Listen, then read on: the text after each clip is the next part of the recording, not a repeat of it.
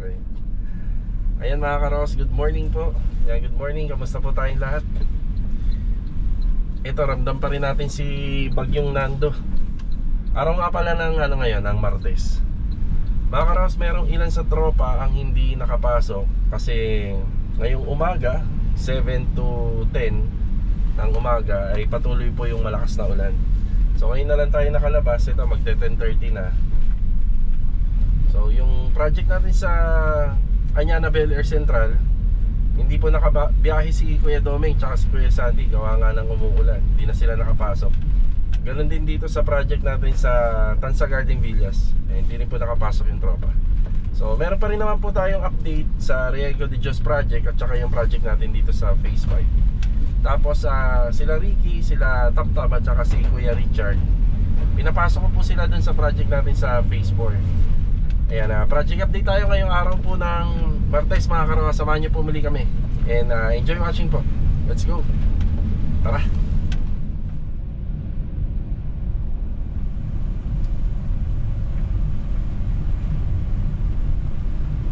Eto, nandito na tayo sa Phase 4. Tam, good morning. Good morning, sir. Yan. Yan, meron na ako dalang dyan, Tam. Opo. Yan yung mga nakasako na yan. Tsaka to,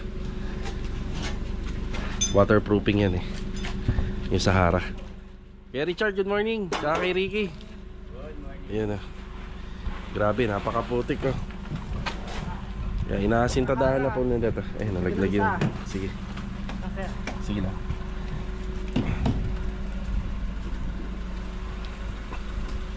Okay, ito yung sitwasyon natin dito.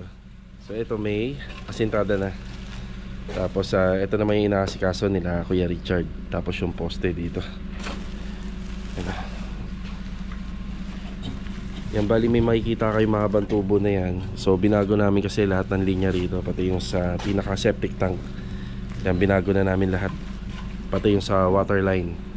Yan, bali dito sa loob ng bahay, dito sa labas, yung pumasok papunta sa loob. So wala na po yung mga connectivity nun, bali putol na. Yan, dito naman po lahat na ng source ng tubig. Sanitary line dito na sa gilid lahat. Yan, kahit pa paano, medyo pabugso-bugso na yung ulan. Kahit naman pa paano, tingnan nyo, lumiliwa-liwanag.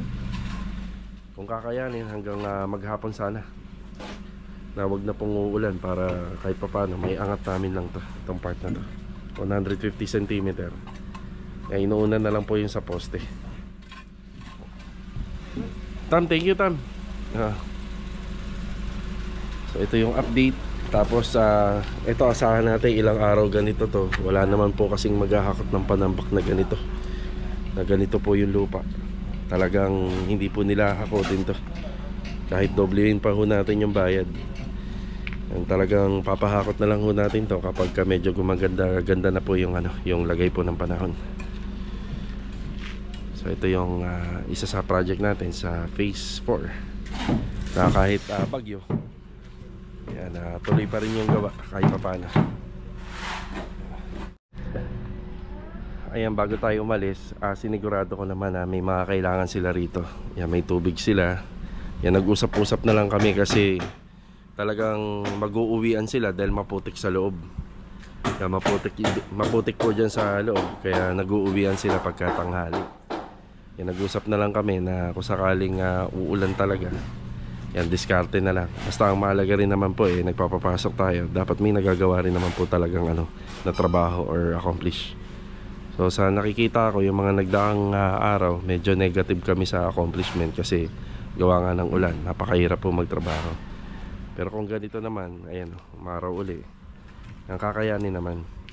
Yan, kagaya niya, ang putik talaga. Hirap magtrabaho pagka ganito.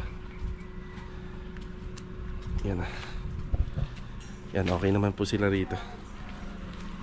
So ang hindi natin naiikutan ngayon, yung sa Phase 3 project, yung sa Anyana Bel Air Central, tsaka sa Tansa Garden Villas. Yan. Yan. Tara, galing tayo rito sa hardware. Nung nakaraang araw, meron pinabibili si Kuya Rigor. Yan, papunta tayo ng Riego de Dios project. Ito, lacquer thinner. Tapos sila Master Dindo doon na nagtatrabaho. Kaya kailangan nila ng masking tape at saka basahan, kulay puti. Yan lang muna. Pagkasyahin na muna namin yan.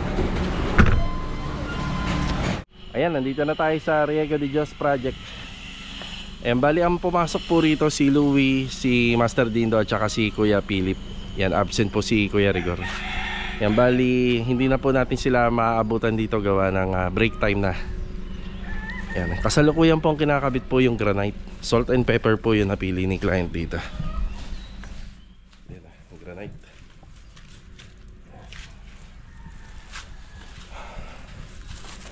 Yan, iba muna natin itong binili natin. Yan, pinabibili ni Kuya Rigor na lacquer thinner. Kuya Dindo naman yung masking tape at saka yung mga basahan. Yan, babalik ulit tayo rito for update mamayang hapon. Yan, gumagawa rito. Yeah, good morning po. Nagbablog lang ako. Yan, bali sa anan po ni Ma'am Danica. Yan, sa mga gusto po magpagawa nandito sa screen. Yan, sila po yung trusted natin na gagawa, supplier ng granite and quartz. So ito po isa, salt and pepper. Sir, anong inches nito? Parang ang kapal niya, no? 2.5, 3%. Pero double yan, sir. Doble. Okay, ito nakakapako kasi. Ano na parang... Hindi nakalaki, sir, kaya double. Yun, ang ganda, oh. Itong part na to, kaya may butas dito. Patatakpan naman po kasi ng wine rack to. Yan, ito yung mga connectivity ng wiring natin. So may pailaw tayo rito. Tapos may saksakan tayo dyan sa baba, tsaka dito banda. So hindi pa tapos to, maglalagay rin po sila rito sa riser. Tapos dito yung ilaw natin. Then yung wall-fluted panel. Ayan, may request lang ako kila sir na lagyan sana itong banda rito. Kasi ito, part na ng wall-fluted panel. Tapos ang covered ng tiles nila is yung pinaka-kitchen na counter lang. Yan, may riser, may sidings. Ganda. Ito talaga yung maganda sa countertop. Basta may budget ka kasi pang matagalan na to. Piruin mo kung gaano yung kakapal, di ba? Kalagay pa yung pangalan ka. Ganda.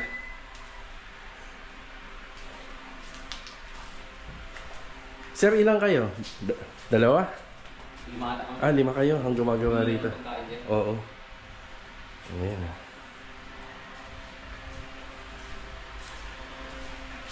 Tapos yung pinakakabit natin kay Louie. Yan, matatapos na si Louie rito. Bali, accessories na, tsaka yung mga water closet. Yan na. Lalagyan din po natin ng tiles yun. Yan, dalawa yung water closet dito. Merong maliit. Ito yung sa taas. Tapos itong medyo mas malaki, yun dito sa baba.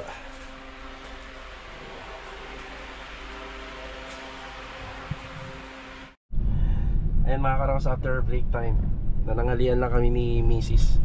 Tapos naisip ko dumaan dito sa Anyana Bel Air East Project. Yan yung naman, yung bagyo, hindi naman na po siya umuulan. Yan, medyo maayos naman na. Pero si Kuya Doming kasi, kapag hindi talaga maganda ang panahon, yan talagang hindi na muna sila babiyahe kasi nakamotor. Tapos si Kuya Sandy naman, yan laging nakaangkas po sa kanya papasok dito. Kaya hindi na po nila nagawang pumasok. Pero kung may isipan nila na mag half day, pwede naman po. Yan, wala naman pong kaso. Yan, gumanda na yung panahon, no? Tinawagan ko nga rin pala yung tropa na mga nagtatrabaho po sa Tansa Garden, na sabi ko baka kaya nyo mag half day. Ayan, mag half day po sila. Yan, samantalahin natin yung weather. Feeling ko naman parang palabas na yung bagyo eh.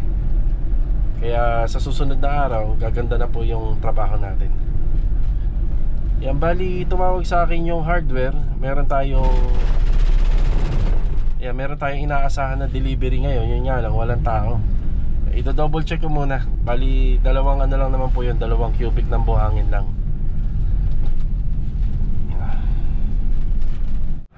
Ayun, hindi naman inaasahan na iinit yung panahon ngayon. Yan, may bantay tayo rito. Si Doggy. Doggy! Huwag ka umalis, dito ka lang. So ito, dumami yung buhangin natin dito. Yun lang naman, hindi nakapasok sila kuya. Tapos yung palitada nila kahapon, ayun, may konting hindi pa natapos. Hindi talaga kakayaning tapusin talaga kahapon kasi bandang alas 5 nag-uulan-ulan. So ito lang muna yung update dito. Binisita natin yung delivery. Ayan, makapagbigay pa tayo ng update dito. Akala ko wala na ngayong araw na to. So ito nga po pala yung hollow blocks namin. Dito sa hollow blocks po, nagpaalam naman po yung kliyente namin sa may-ari ng bahay dito. Yan, ang usapan lang namin dito is yung hollow blocks lang. Yan, yung mga D5. Tapos ito additional na graba. Yan. Rusty! Good afternoon, Rusty! Good afternoon. Kala ko wala na tayong pasok eh, no? Meron. Ayan, umabol pa. Feeling ko hindi na uulan. Hindi na siguro uulan. Kuya Boy, good afternoon Kuya Boy. Saka kay Marvin. Marvin. So yung tie beam nito, ganito muna siya nilalatag para hindi masyadong mahirap. Pero pagka ano, ibababa na lang po yan pagka halos na-assemble na.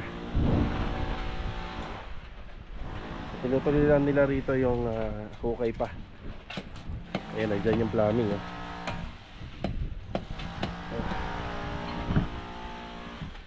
Dito sa kabila nandito yung linya ng tubig. Yan naman mga karos, babaguhin naman po namin yan. Yung iba rito mababago ko siya.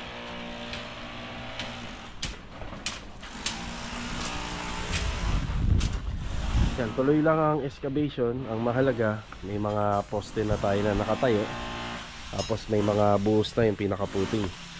Yan po yung mahalaga. Pagka lahat naman po yan eh nakumpleto at natapos natin, one way lang. So yun, one way. Yan, dire-diretso na. Ang diskarte nga pala na gagawin namin dito, yan, makasintadahan lang po ng konti. Magpo-flooring po tayo.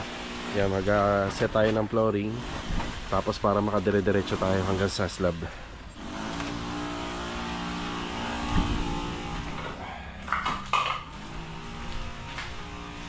Gamit. Mukhang hindi naman nauulan, no? Tapos na yan, no?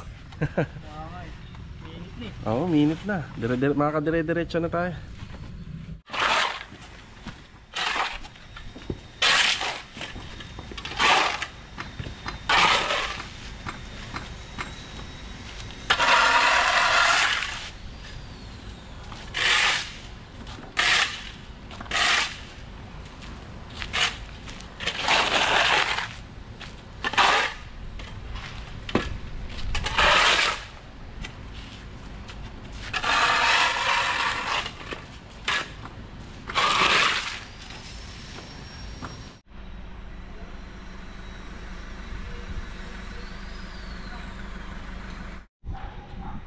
Itong hollow blocks na to nasa 600 pieces na D5.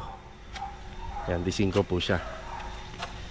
Tapos bigyan ko kayo ng idea sa lahat ng mga nakikita nyo materialis dyan. Ang buhangin na yan is 42 cubic. Yan, tapos yung graba 8 cubic na po ang na-deliver na graba rito. Yan, 8 cubic. Tapos sa mga bakal po, nasa 100 pieces na 10mm at saka 100 pieces na 12mm. Then yung 16mm naman po 120 pieces. Yan na po yung mga na-i-deliver. Tapos nung nakaraan, nagpasabay pa tayo ng another 50 pieces na 10mm. Tapos yun sa mga bakal na nakikita nyo, pamorma yan, yung mga tubular na yan. Yung mga nandun sa taas, para naman po yun sa ano natin, flooring doon sa pinaka-loft. Ayan, yung mga naipakita ko sa video. Tapos itong mga coco lumber na to, ano ho to eh, iba't ibang sukat na nasa 100 pieces. Merong 10 feet, may 12 feet at saka may 8 feet. Ayan. Sa development naman, halos yan lang naman muna. Kasi pinagkakasya lang po muna natin yung pinaka location natin dito. Yan, unti-unti naman po yan mababawasan. Kaya napakahalaga sa amin ng space na to. Kaya nagpapasalamat ako dun sa may-ari ng bahay na pansamantala yan, nakapaglagay tayo ng mga CHB dito, hollow blocks. Okay, salamat sa panahon. Gumanda na. Yan. Ma'am, naka-vlog ako habang kausap kita. Oo. Shoutout kay Mrs. Jimenez. Yan, taga Imus. Yan, tumawag. Talagang nakatutok ang TV ko sa inyo lang. Nako, maraming salamat, ma'am. Gusto ko po yung nakikita ko yung paggawa niyo ng finishing. Oo. Ayan mo, ma'am, pag halimbawa pinapagawa mo na yung bahay mo, may idea ka na, marunong ka na. Halos araw-araw ka nanonood eh. Pero kasi ang ano ko nga, yung gumagawa. Ayan, para hindi sayang yung biyahe natin, kasi halos umiikot lang po ako rito sa Tansa, Riego de Dios, Paradahan, Tansa. Ayan, nandyan yung mga project natin. Yan, dala tayo ng mga 50 hollow blocks para dun sa project sa Phase 4. Ayan,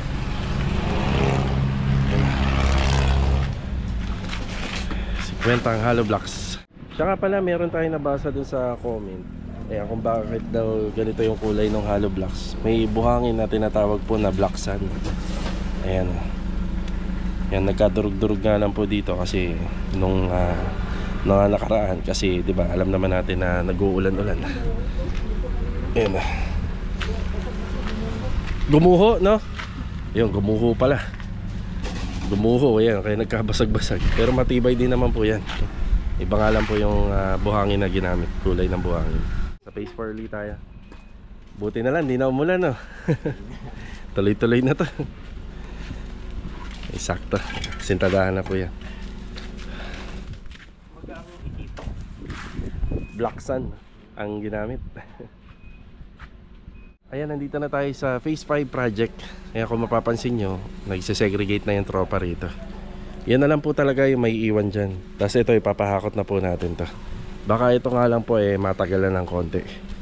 Pahakot na natin to sa panambak. Yan, tapos ito, papalinis pa po natin yan sa mga susunod na araw. Ang trabahong ginawa nila rito, ito. Yan, naka polycarbonate roofing tayo rito. Actually, nilagpas ko na sa ano yan, sa 120. So 150 na po yan hanggang dun. Yan, 150 cm. Tapos napalitan na rin yung mga air vents dito. Yan, air vents tsaka dito. Naglagay na rin kami ng isang ilaw. Tapos yung switch nya nandito na rin. Yan, may outlet dito. Yan, nag-apply na lang si Bilog ng silicone sealant para dito sa sidings. Yan, yan lang naman po ang ano nyan eh. Ang kalaban nyan, kailangan may silicone sealant yung mga sidings nyan. May pagkakataon kasing pasukin siya ng tubig. Pag polycarbonate, hindi na po nilalagyan ng flashing. Tapos yung mga drain natin dito sa AC, yan, dadagdagan na lang po yan, dudugtungan pati yung drain natin dun sa second floor, sa gutter, dudugtungan na lang po. Okay, dito naman po sa loob. Yan. Si Adonis, good afternoon. Good afternoon. Lag, good afternoon pala, Lag. Good afternoon. Tapos ikinabit na nga pala ni Master Batang yung mga pintuan dito. Yung pintuan na to, yan, gawa po sa aluminum. Yung aluminum po yan. Bali, ang kailangan na lang po dito yung air ventilation. Yan, para sa gas tank. Yan na yung sa, sa kitchen sink. Tapos yung burner. Yan, tapos range hood. Yan, sasaksak na lang po ito.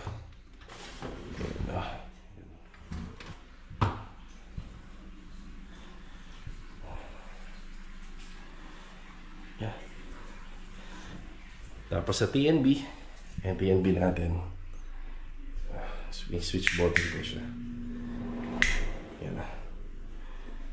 Yun o. Yan, sa heater, yan, meron na rin. Kompleto na, halos kompleto na. Pati yung tiles na binili natin kahapon, yan, meron na rin dito. Yan, general cleaning na lang po pala to. Yan, pwede na po natin ma-turn over. Yan, general cleaning na lang. Tapos sa taas, yan. Dito naman sa taas, halos na kompleto na. Handle. Tapos pabalikin na lang natin sila Master Batang dito para sa frame. Yung pinaka-frame niya.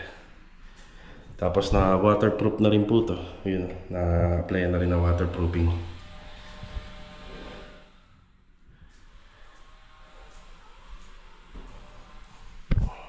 Yan, general cleaning na lang. Turn over na natin. Tapos yung window blinds, baka sa ano po to, Susunod na araw, pwede na po ikabit.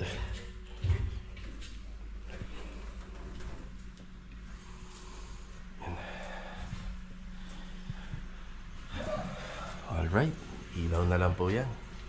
So yung ilaw na gagamitin namin dito yung pang canopy.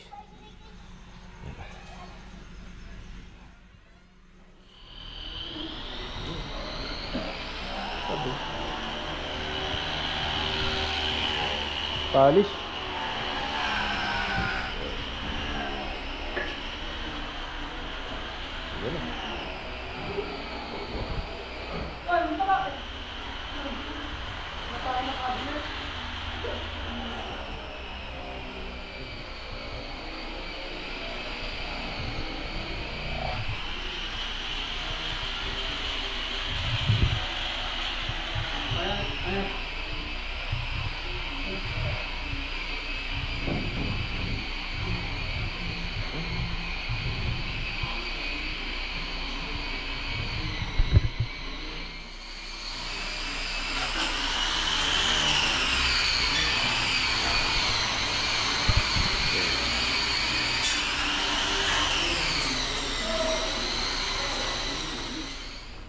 Okay, dito na ulit tayo sa Riego de Dios Project. Boss, thank you ah. Salamat sa inyo.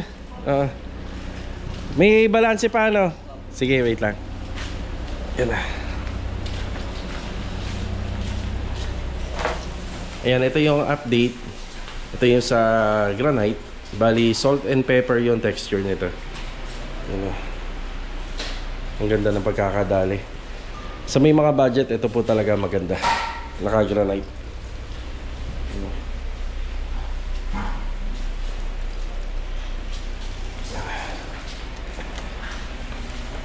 Si Louie,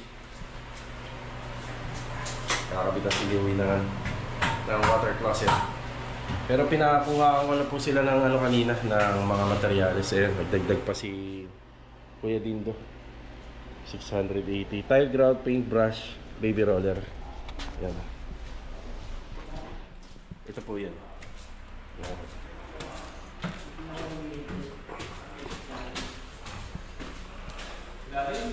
Kuya Philip, good afternoon. Anong po? Master Dindo, good afternoon. Good afternoon, sir. Yun na. Semi-gloss. Yun na. Ano ba ang plano natin dito? 1 by 1 tayo, hanggang sa matapos. Yes, sir. Patong lang. Oo, hanggang matapos. Yan para ano, tapos 4 na kwarto kasi ito eh. Para ma-finish na natin lahat. May kabit yung pinto.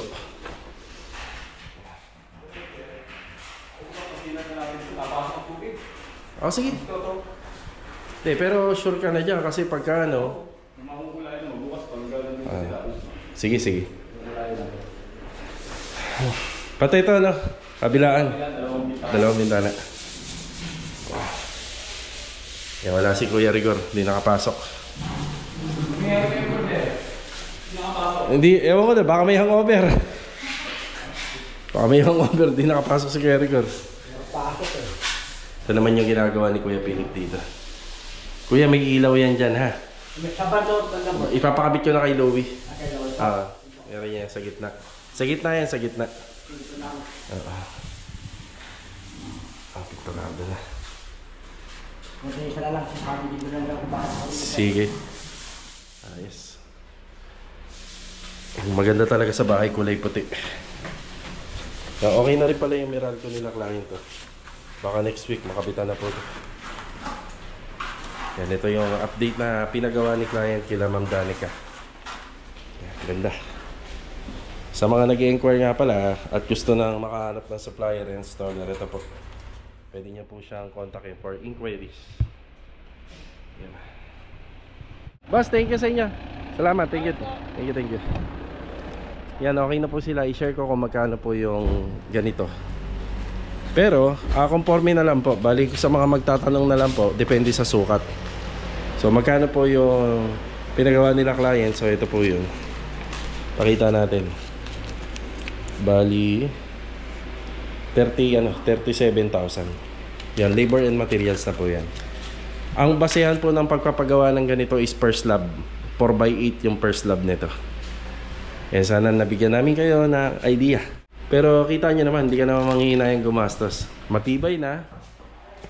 Tapos makintab pa. Makinis pa. Tsaka wala kang makikitang pinaka-dugtungan niya. So plain. So yan naman po talaga para talaga sa kusina tsaka sa bar counter. Nga lang yung iba talaga kasi hindi masyadong afford to. Medyo pricey rin po kasi. Yan. So ang sukat nga po pala ng pinagawa natin dito 50 by 240 cm. Tapos ito naman po nasa 200 by 60 cm. So ito isama nyo na yung mga sidings na yan. Yan pa, mga lagpas-pas na sukat na binanggit ko. Yan na. Okay, wala no. Grabe no. Hindi na makita yung daan eh.